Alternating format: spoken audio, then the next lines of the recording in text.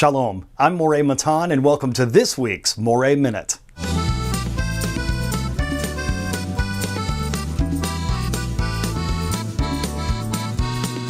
First of all, let me say Happy New Year, Happy 5781 to you. I had an amazing High Holy Days season and just coming off of Sukkot and Simchat Torah, and I trust that it has been a wonderful time for you and your family as well. We are starting completely over. We have rewound the scroll and we're back at the book of Genesis. So this week's Torah portion is Bereshit.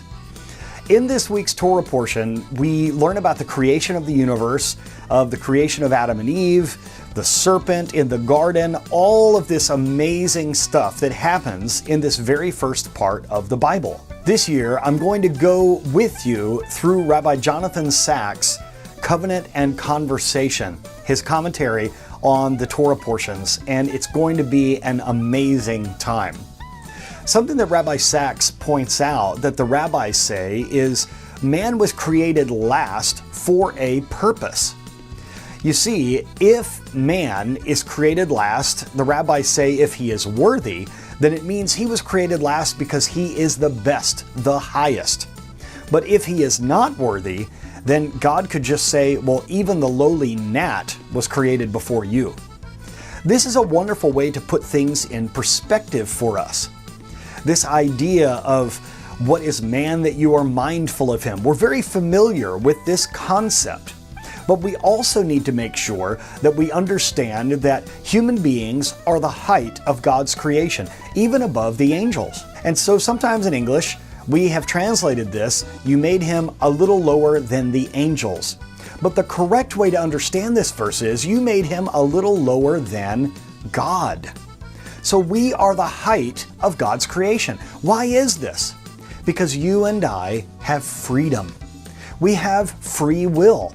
Rabbi Sacks points out in one of his essays for this week's Torah portion that there was an idea before Galileo and the church parted ways. There was this idea of religious humanism.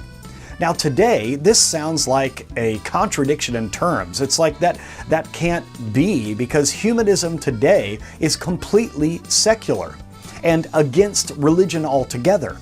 But there used to be this idea that Jonathan Sacks points out that art and science and religion all walked, as he says, hand in hand.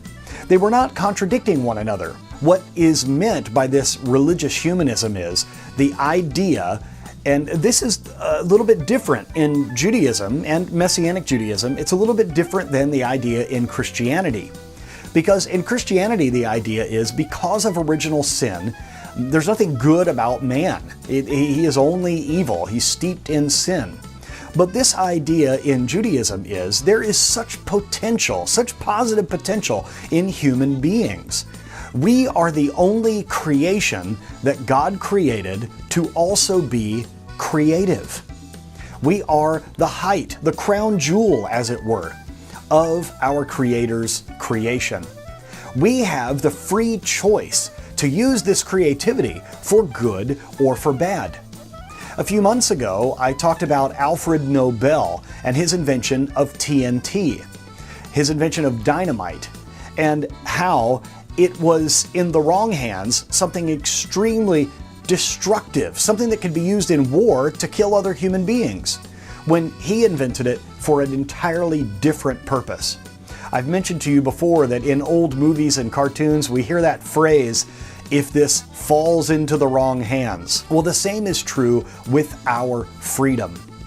Rabbi Sacks points out that the Torah is a book of rules and laws. It's instructions on how to live. This instruction and law proves to us that we have great freedom. This is an interesting point that Rabbi Sacks brings out by Maimonides in his book, Laws of Repentance. Maimonides says that without laws, we have no freedom. Because if we just did as God said all of the time, like the angels do, they don't have free will. They're like holy robots, as it were. Since we have free will, we are given laws and rules, regulations, and instructions.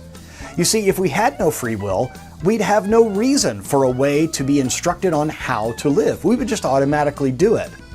So this is an incredible idea. We have the freedom, yes, to do the wrong thing and to sin, but we also have the freedom to do great good in this world. And I think you would agree, right now, it is imperative that we are doing tikkun olam, that we are repairing this world because it is in great need of repair. As well as, I think you would agree that we are in great need of the great Prince of Peace. Which brings me to this. You still have a chance to order Rabbi Shapira's book called The Besorah, or The Gospel According to COVID-19. It has now blossomed to 450 pages. In fact, he's having to put a stop to it and putting additional material into his next book, which will come out in early 2021. Go to goodnewscovid19.net and order this amazing book that will reveal to you from the Torah, will reveal to you the purpose that God has in bringing this COVID-19 pandemic to the world. Thank you once again for joining me. We are back open for school, so if you would like to study with me in Kosher Pastor or the Uri Program, go to kosherpastor.com and you can check out the Kosher Pastor courses. We still are bundling all 7 courses for just $400. You can also go to shuvu.tv for the full yeshiva. That will take you several years to go through. And coming up at the end of October, we are having a new graduating class of Torah teachers that will be ordained in Yeshivat Shuvu. We are so excited. Thank you once again for joining me. I'm Moreh Matah. Shalom and Kol Tuv.